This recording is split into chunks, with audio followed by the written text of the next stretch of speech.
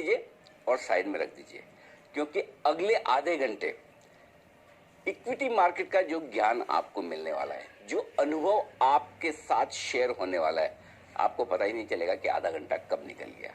जी हाँ, इक्विटी गुरुकुल जो बड़ा फेमस और पॉपुलर हो रहा है हमारे सभी इन्वेस्टर्स के बीच में, क्योंकि बहुत कुछ सीखने को मिल रहा है उन लोगों से जिन्होंने बाजार में कई साल कई दशक बिताए हैं और बहुत कुछ बाजार से सीखा भी है और कमाया भी है। तो उनकी सीख और उनकी कमाई हमारे काम कैसे आए, इसी के लिए हमने ये इक्विटी गुरुकुल शुरू किया। आज हमारे साथ एक बेहद खास मेहमान है। उनकी खासियत ये है, एक तो वो बोलते तो बहुत ही अच्छा है, लिखते भी बड़ा जबरदस्त है, और जो बोलते हैं और लिखते हैं वो आपको और मुझे बड़ी आसानी से दिल के अंदर तक उतर जाता है, दिमाग में समझ आ जाता है। जी हाँ, मेरे साथ बाजार के खास मेहमान और दिग्गज जुड़ रहे हैं। बसंत माहेश्वरी साहब, जो कि बसंत माहेश्वरी फंड मैनेजर्स के वो एडवाइजर हैं, फंड मैनेजर हैं, और साथ ही द थॉटफुल इन्वेस्टर, इस टाइटल से उन्होंने एक किताब भी लिखी है।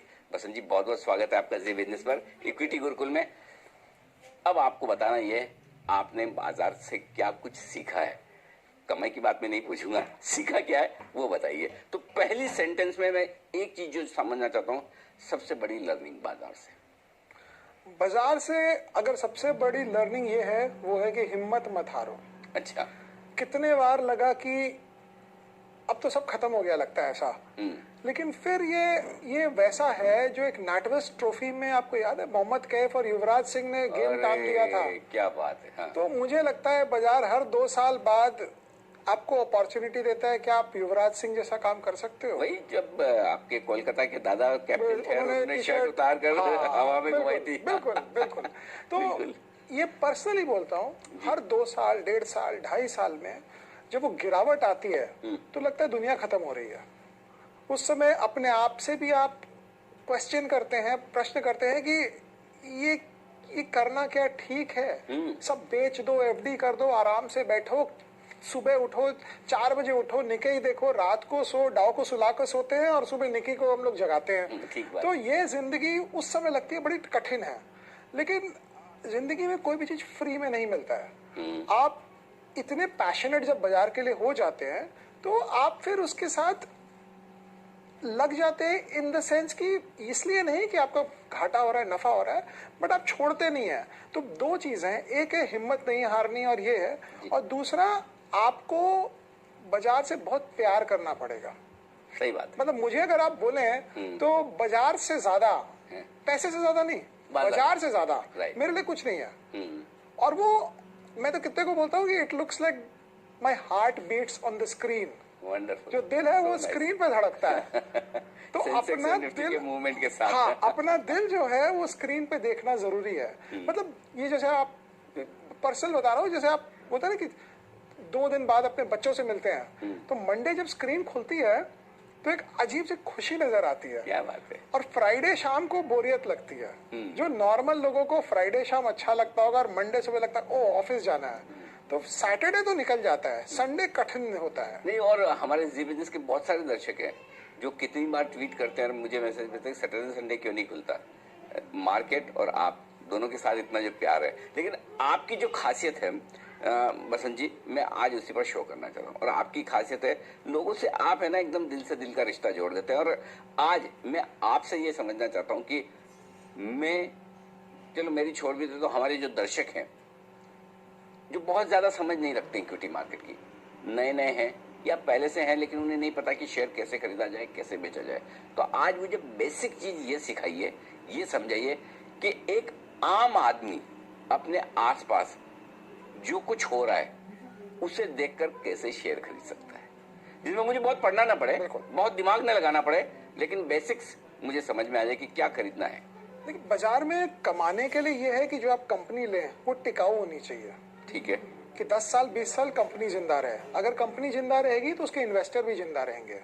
तो एक आपको ये पता है कि एक फॉर एग्जांपल पहले बार जिंदगी में आपने कब कोलगेट टूथपेस्ट देखा सुबह उठते हुए, राइट? क्या आप उस समय ढूंढने गए कि ये कंपनी लिस्टेड है? उसके बाद जब आप नहाने गए तो आपने हिंदुस्तान यूनिलीवर के साबुन देखे होंगे, शैम्पू देखे होंगे, क्या आप ढूंढे वो लिस्टेड है? 100 गुना हो गए शेयर। आप ब्रेकफास्ट टेबल पे बैठे तो केलॉग्स आपने खोल के डाला तो केलॉग्स तो लिस्टेड नहीं है, तो स्ट्राइक ऑफ कर दीजिए। आपने नेस्कैफे पिया है कॉफी, नेस्ले लिस्टेड है, 200-300 गुना पैसे हो गए। आपने पहली बार सिम कार्ड कब लिया, भारतीय एयरटेल लिस्टेड था, 200 गुना पैसे हुए। बगल वाला मारुति निकाल रहा है और आप एम्बेसडर निकाल रहे हैं। आप सोच रहे हैं अगली गाड़ी जो लूंगा एम्बेसडर तो नहीं लूंगा, मारुति ही लूंगा। पहली बार वो कब हुआ, एम्बेसडर गाड़ी बंद हो गई, हिंदुस्तान मोटर का शेयर 0 हो गया, मारुति 0 से हीरो है। तो बगल वाला हीरो होंडा यूज कर रहा है, आपका बजाज का चेतक स्कूटर, आप बोल रहे हैं अब तो मोटरसाइकिल का जमाना है, बजाज मोटरसाइकिल बना नहीं रही है। पूरे 1990 के दशक में हीरो होंडा बजाज को आउट परफॉर्म करता गया, क्योंकि मोटरसाइकिल का जमाना था और बजाज स्कूटर से मोटरसाइकिल बनाने में सोच रहा था। हाँ। तो और आपको भी पता था कि मोटरसाइकिल ज्यादा अच्छा है, रास्तों में खड्डे हैं, कैसे चलाएं नहीं चलाएं। तो ये होता है by what you see concept. पहले बार तनिष्क का शोरूम आपने कब देखा, टाइटन। पहले बार पैंटालून बिग बाजार में आपने कब 26 जनवरी की सेल में लाइन लगाई, पैंटालून रिटेल। तो ऐसे अगर आप पहले बार एसबीआई में आप गए अपना पासबुक अप टू डेट कराने, उसने बोला 2 बजे के बाद आना।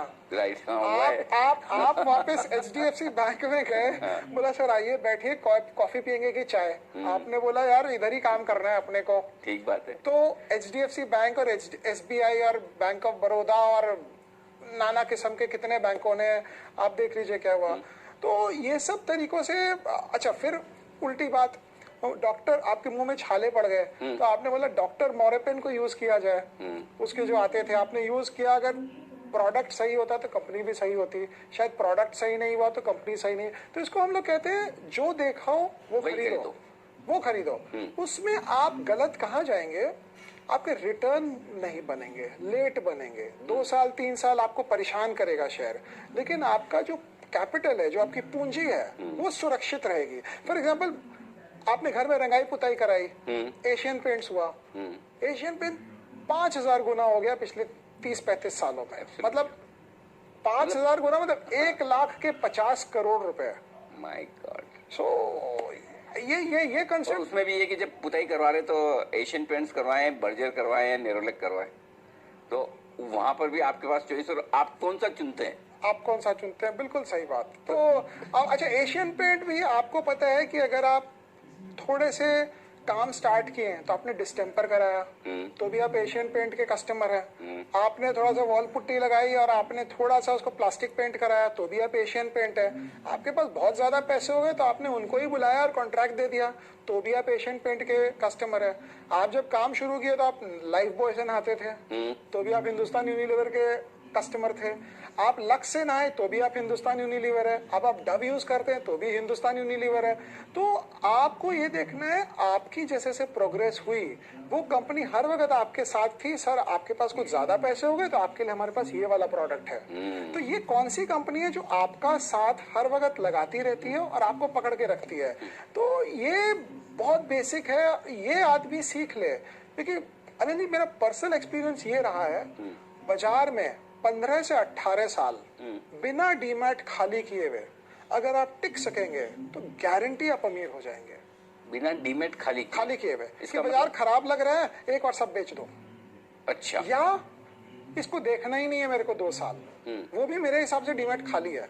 मतलब you have to love the market. 2 साल भी आपको रोज अपना मार्केट अगर देखना है, प्यार करना है, जरूरी नहीं कि रोज कुछ न कुछ करना ही। बिल्कुल नहीं। हाँ, करेक्ट है ना, करेक्ट। क्योंकि नहीं तो लोगों को लगता है कि देखने का मतलब करना है।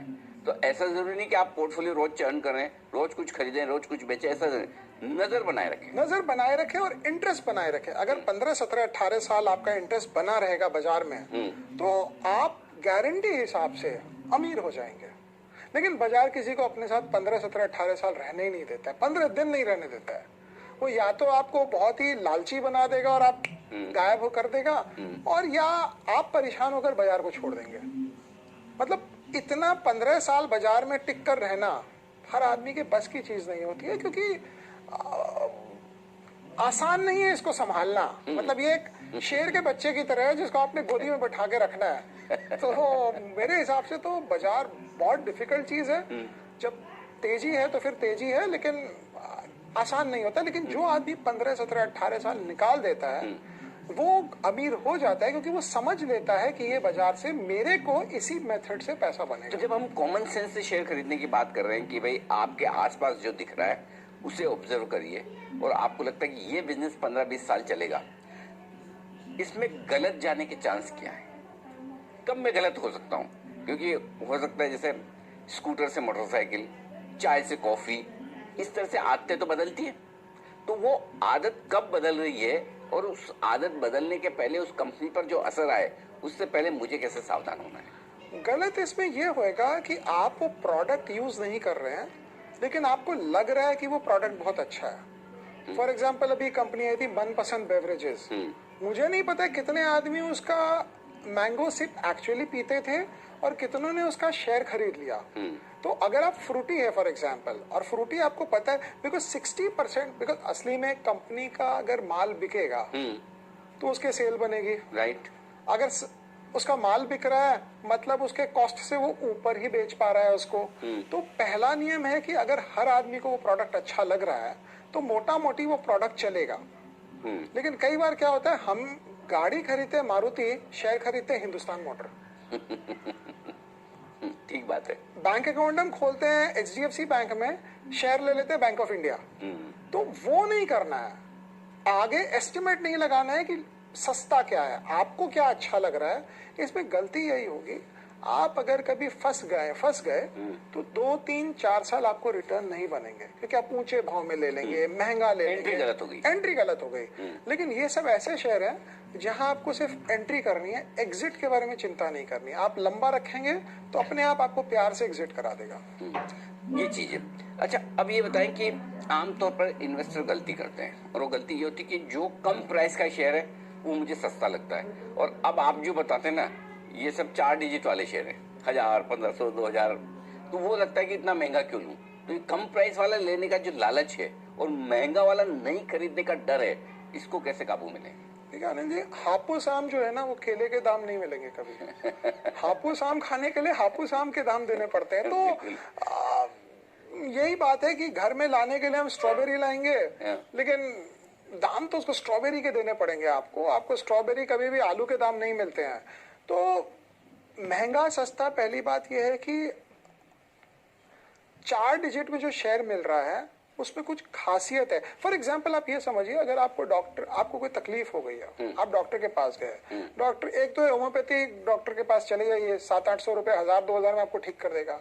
दूसरे आप कोई एलोपैथिक के पास जाएंगे, आपको कार्डियोलॉजिस्ट ECG बोलेगा, ये करा दो वो करा दो, 50,000 का स्कीम बना देगा। लेकिन फिर भी हम जाते हैं बेस्ट के पास ना। तो ये फाइनेंशियल डॉक्टर जो है, आपका फाइनेंशियल हेल्थ और आपका मेडिकल हेल्थ दोनों को बराबर हिसाब से देखना चाहिए। और इसमें जैसे हम लोग हिंदी में भी कहते हैं कि महंगा रोए एक बार, सस्ता रोए बार बार। राइट। तो ये ढंग से देखना चाहिए। हाँ, ये बात सही है, आप सस्ता शेयर लेंगे तो 25 का शेयर 50 फट से हो जाता है। एशियन पेंट जो है वो 1500 का 3000 नहीं होगा, लेकिन 3000 अगर हो गया तो वापस 1500 नहीं होगा। 25 का जो 50 होता है, 50 का 5 भी हो जाता है वापस। तो वो एंगल से देखना चाहिए। ये इंटरेस्टिंग बात हुई कि 3000 हो गया तो वापस 1500 नहीं होता, ये सबसे बड़ी बात है। और अगर वही एशियन पेंट्स आपने 150 में लिया हो और 1500 को 3000 हो तो आपके 10 गुना और बढ़ गया। ये भी है कि आपकी एंट्री अगर सही टाइम पर हुई और लंबे टाइम पर आप रख रहे हैं। लेकिन एक चीज और है जो आमतौर पर इन्वेस्टर्स गलती करते हैं, वो है एग्जिट करने की, कि बेचना कब है। तो क्या ऐसा कोई फॉर्मूला, ऐसी कोई साइंस, ऐसी कोई आर्ट है कि कब बेचना है ये पता चल जाए? देखिए, पहली बात है कि बेचने में आदमी मुनाफे की चीजों को बेचने का सोचता है। करेक्ट। जिसमें घाटा हो गया वो बेचता नहीं है। इंतजार मेरा भाव आएगा तो बेचूंगा। कुछ लोग तो भाव भी आ जाए तो उसके बाद भी आधा % जोड़ते हैं कि ब्रोकरेज भी निकल जाए इसी से। आपने अगर एक घर लिया फॉर एग्जांपल 30 लाख में, वो घर की कीमत 1 करोड़ हो गई, तो जहां वो घर का दाम 50 लाख होता है, आप ये नहीं बोलते चलो वरंडा बेच लेता हूँ बाथरूम फ्री कर लूं। कभी आप ये नहीं बोलते बाथरूम बेच दूं किचन फ्री कर लूं। लेकिन शेयर जहां बढ़ना शुरू होता है आपको, बिकॉज हम लोग के देश में कोई इतना बड़ा रोल मॉडल नहीं है जिसको देखकर हम लोग सब प्रेरित हो कि बहुत बड़ा पैसा बन सकता है बाजार से। आप किसी से ही पूछिए, बोलेगा सट्टा बाजार है, तेरी तकदीर अच्छी है इसलिए तेरे बन गए पैसे। या तो तकदीर या सट्टा। मेहनत, ज्ञान, का तो मुझे लगता नहीं है कि बहुत ज्यादा जन इसमें कोई वेटेज देते होंगे। तो ये सोसाइटी के हिसाब से एक ऐसा सोच है कि इधर लक और स्पेकुलेशन दोनों में ही बनता है। लेकिन बेचने की बात, जब मेजर बात यह है आप एक शेयर में कितना लूज कर सकते हैं, 100%, 100% बस। आप गेन कितना कर सकते हैं, थियोरेटिकली इन्फिनाइट। तो 2 गुना, 10 गुना, 100%, कुछ भी, 5000%, कुछ भी। तो हम जब अपना लॉस जो है, प्रॉफिट जो है 20% भरते ही बेच देते हैं। 100 का सेंसेक्स 41,000 हो सकता है, तो 410 गुना हो गया पैसा, है ना। बिल्कुल। तो मतलब अब इससे ज्यादा, और स्टॉक्स तो कितने हुए होंगे, और स्टॉक ज्यादा, MRF भी 10 की फेस वैल्यू वाला ही होता था, 10 या 100 का भी हो, कभी 80-80, 90,000, तो ये बढ़ने की तो खैर लिमिट है ही नहीं। तो लेकिन जैसे आपने सही बोला MRF, तो आपने 10 में लिया, अगर आपने 20 में बेच दिया तो डबल हो गया, तो अभी तो 80,000 दाम हो गए उसके।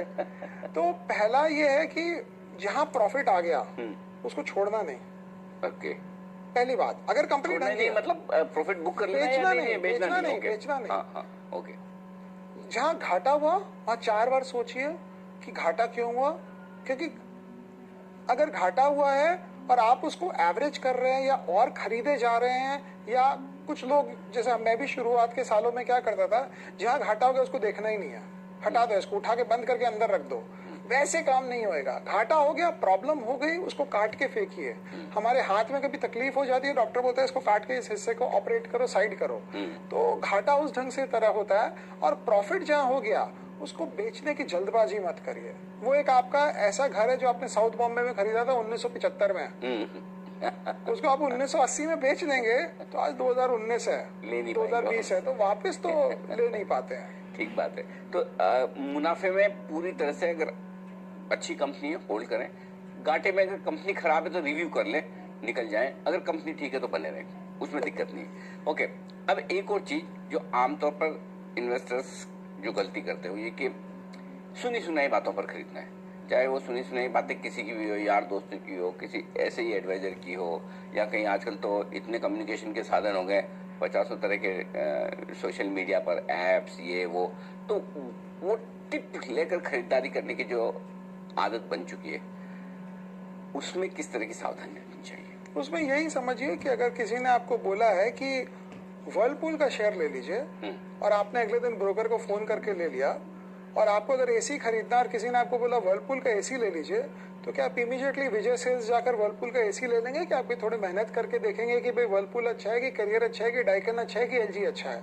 तो हम कोई जो आमतौर पे जो सामान खरीदते हैं, एसी हो, वॉशिंग मशीन हो, गाड़ी हो, या कोई भी कपड़े हो घर में, उसके पीछे हम जितना रिसर्च करते हैं, शेयर खरीदने के पीछे हम उतना रिसर्च नहीं करते हैं। उसका कारण है क्योंकि शेयर में हमको बैक ऑफ द माइंड हमको रहता है मेरे पास एक एग्जिट मिल जाएगा। जो ये एसी वॉशिंग मशीन हम खरीदते हैं, हमको लगता है एक बार गड़बड़ ले लिया तो 5 साल इसके साथ ही जूझते रहना है। तो ये जो एग्जिट जो हमारे दिमाग में क्रिएशन है, वो हमको नॉर्मल तौर पर, जिसको अंग्रेजी में हम कहते हैं कंप्लेसेंट बना देता है थोड़ा। तो ये सोचते हुए मुझे लगता है कि ऐसा सोचना चाहिए कि अगर ये प्रोडक्ट वो कंपनी वाला हम रेकमेंड किसी कोई करता, तो क्या हम खट से जाके खरीद लेते? हम नहीं खरीदते। तो शेयर भी शायद नहीं खरीदना चाहिए।